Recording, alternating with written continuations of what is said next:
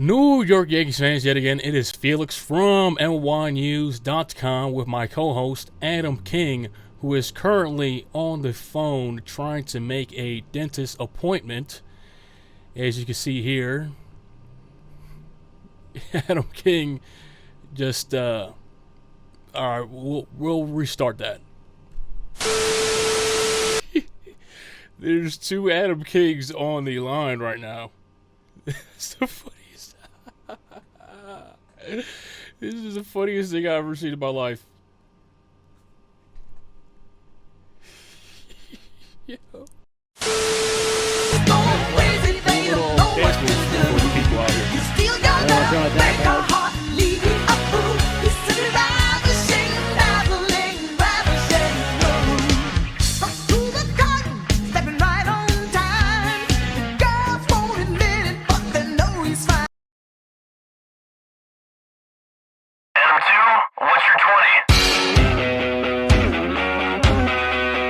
The goddamn cheating umpires break the game. Blatantly. Wilson clearly got the game heading strike three, and the goddamn cheater got his ball. Blatantly rigged.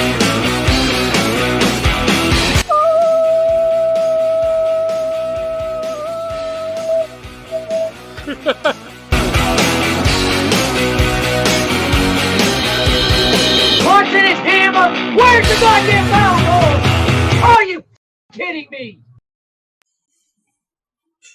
Hello everybody, welcome into Ringing In with your host. That's me, Adam King. We'll talk about baseball here. What's going on right now? We know Tatsuya Imai is getting posted. Munetaka Murakami has already been posted. Kazuo Okamoto will be posted. We'll get into those three. But we'll get into all of it. But remember, go watch videos on my channel and get them up. I mean, my life is right now, it's hard to get a lot of content up there or on my website, but you can go check those out and get all my great content there. But first I wanted to talk about this report from Bob Nightengale, a bunch of players he believes are available in trade. Yet Passan has said half will not be traded. They are not available at all. I'll start from the bottom of the list with Spencer Jones. That's the Yankees starting center fielder in 2026 and beyond. In what world would the Yankees trade a 6'7" lefty bopping center fielder that just batted over 300 with 35 homers over 100 RBIs in the minors in 2025? Not happening. He will be the Yankees center fielder next year and beyond. Because Chuck Crazy's going to reject the qualifying offer, then the Yankees will let him go wherever he goes. That's what's going to happen there. Next one, Luis Severino. He has no trade value at all. Even if the A's were wanting to trade him, they couldn't. He has no trade value at all. They're going to be stuck with him the next few years till he's a free agent, unless they boot him out. Mitch Keller. This one makes a little bit of sense. Little bit. Because the Pirates have their hands in the mix for a lot of starters this offseason. They're trying to build around Paul Skeens. And Paul Skeens is not least bit available. They've made that clear. They won't even listen to talks around him. But to me, it'd be better to sign Framber Valdez. You get a lefty in there with Keller, with Skeens, with their other young rookie righty, Ace. Well, not a rookie anymore.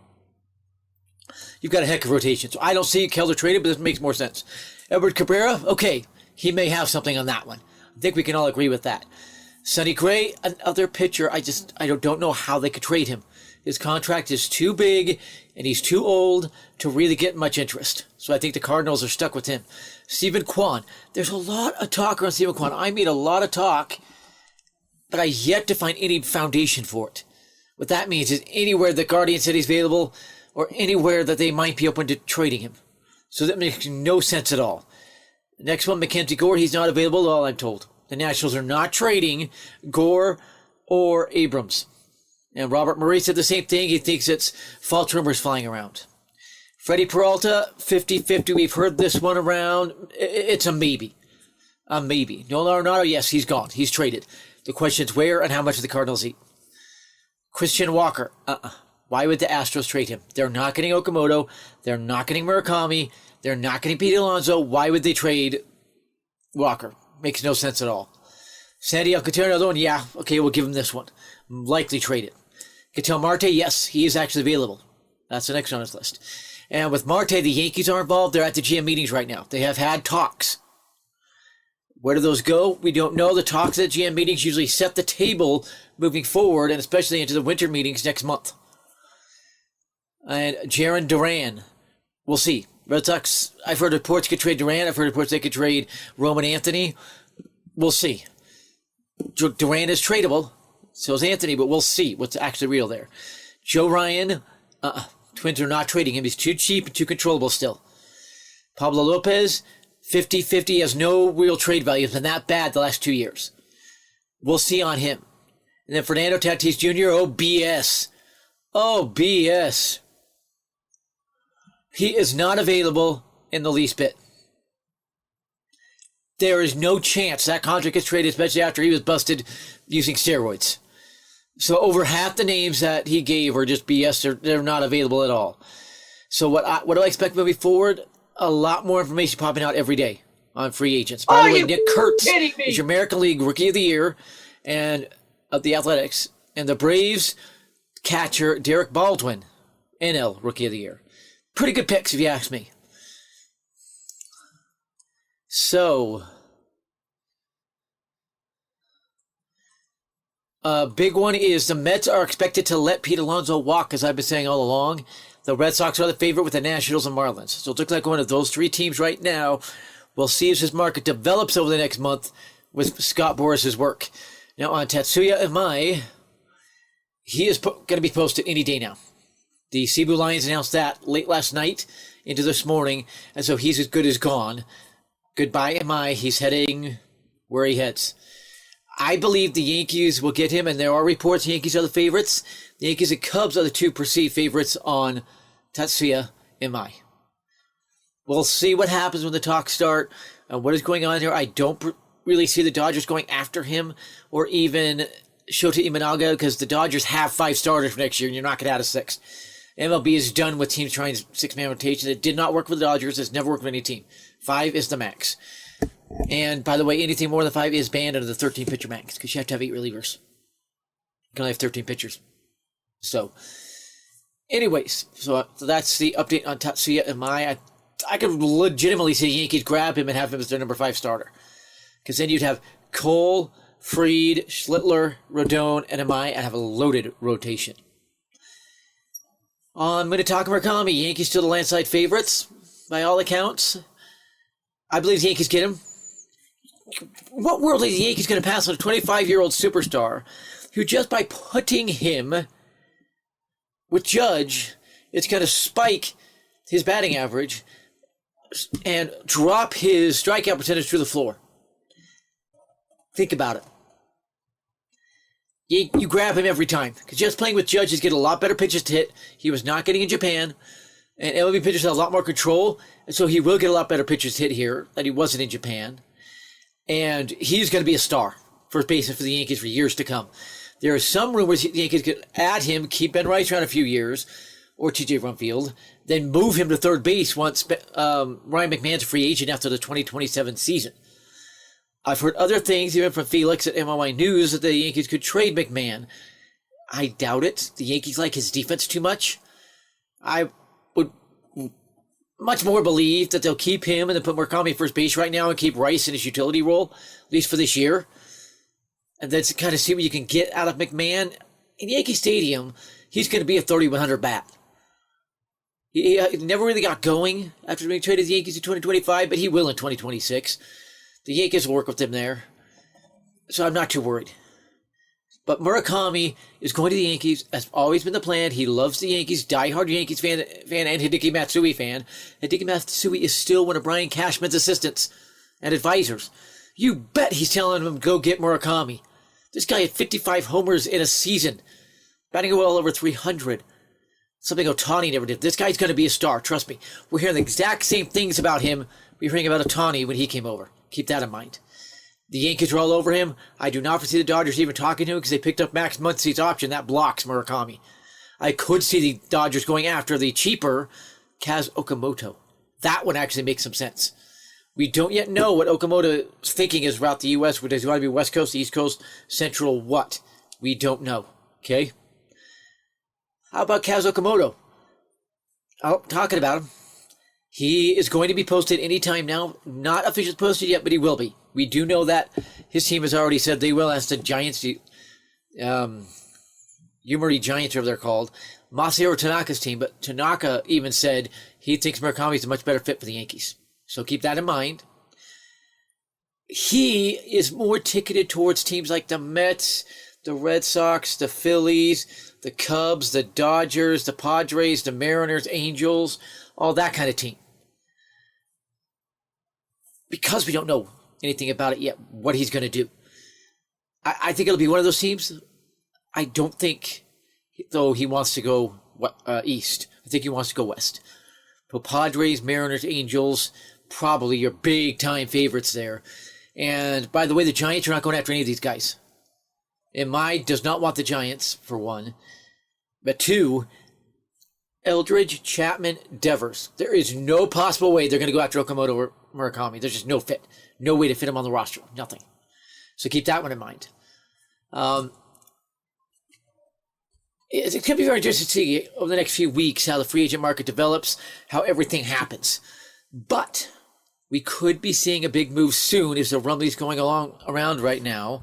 There's even an article on MLB.com saying that. There's talk about Kyle Tucker and a couple of others for Big Slugger could be signing soon. I don't see the article now, so I'm looking for it. I'm just not seeing it. But I read it earlier, and it made some sense. Now, the Tucker connections to the Yankees, I don't buy. Why are the Yankees even going to talk to Tucker as a QO attached when they could sign Bellinger for half the cost, he put up better stats in 2025, and not have to forfeit the international pool money and draft picks? You will with Tucker, whoever cites him. Some teams don't care about that right now because they're trying to get to the World Series. Others will. To me, the finals for Tucker, Cubs, Phillies, Dodgers, Padres. Those four. Now, keep in mind he's from Florida, the Tampa area. The Rays are involved and have a legitimate chance to get him because they're his hometown team he grew up rooting for. I've heard some rumblings Red Sox are after Tucker. I don't know the validity of that because they are weak. And I've even seen a big-time mainstream reporter talk against that. Okay? So, yeah, kind of keep an eye on that one. So, lots of big names going around, lots of rumblings going around. Sift through it, find the truth. And remember the big guys who are the most accurate. We're talking about Jack Currys, Ken Rosenthal, and especially Passan. Others are not so accurate. Okay? I do believe the Yankees are going to jump firmly to the Japanese market, signing Tatsuya Imai and Munetaka Murakami, two young stars. Talking about a 27-year-old starter and a 25-year-old superstar who could be a first baseman of the future for 10 years. So, and a 40-plus homer, not 50-plus homer bat in Yankee Stadium for the next 10 years. This guy will miss balls to right field and still put him in the first deck to right. That's how strong he is. You're talking a 6'3", almost 6'4" lefty bopper who's just unbelievable power. I'm not worried about the average because he's a career 272 hitter in Japan. Averages always go up in the MLB for some reason with Japanese players. So I expect that to be about 285 hitter. I'm not worried about the strikeouts. It's pretty on average for power hitters. Okay, Judge is a 22.5% strikeout rate. Murakami's going to get down there. He got it down to about 25% for 2025 over the last month of the season. So I'm not worried. I'm not worried at all. What else do I think the Yankees do? I think they're going to add some relievers. There are rumors certainly on Edwin Diaz. I can't see it because he got a QO attached again. It just doesn't make sense to me. They are after Ryan Helsley and talking to Devin Williams about a return. They've already kept Tim Hill. I think they're going to add another lefty. I'm just not 100% sure who it could be. I'm not sure which one really fits. They're going to talk to others. They're going to be in the trade market. They're going to add some relievers. So, also, Cody Bellinger could be signing soon, and he wants the Yankees. Remember, he grew up in New York. His dad was a Yankee, Clay Bellinger. So Cody Bellinger likely re-ups at the Yankees. Don't buy the rumors or rumblings. He's talking to the Mets, the Jays, the Dodgers. They don't make sense. He wants to talk to the Yankees first and foremost, try to work it out there before he does anything else. Keep that in mind. So there's on that one. Now, is Kyle Schwarber, who does he want? Well, the Phillies first and foremost. And the Phillies are preparing a 5 or 6 year offer to make sure they keep him. So keep an eye on that. With JT Realmuto, Felix talked about him earlier. The Phillies are preparing a 3-year offer to ensure they keep him as a veteran with their other young stud catcher who bats lefty, so they would have that righty-lefty thing. And that's something I can see the Yankees doing, exploring bringing in a right-handed hitting catcher to supplement Austin Wells and Ben Rice. J.C. Escar, I think, is trade bait. I think he's gone. We'll see where he ends up. The Yankees do have a few right-handed hitting catchers in the minors, including Manny Palencia, so keep an eye on that. Again, just sift through things. Realize there's going to be fake rumors. We're in fake rumor season. But there's also going to be truth out there. Find the truth. I know you guys can do it. You're smart. Then the King Source with Ringing In with Adam King. Have a great day, everybody. Remember, the King Source loves you.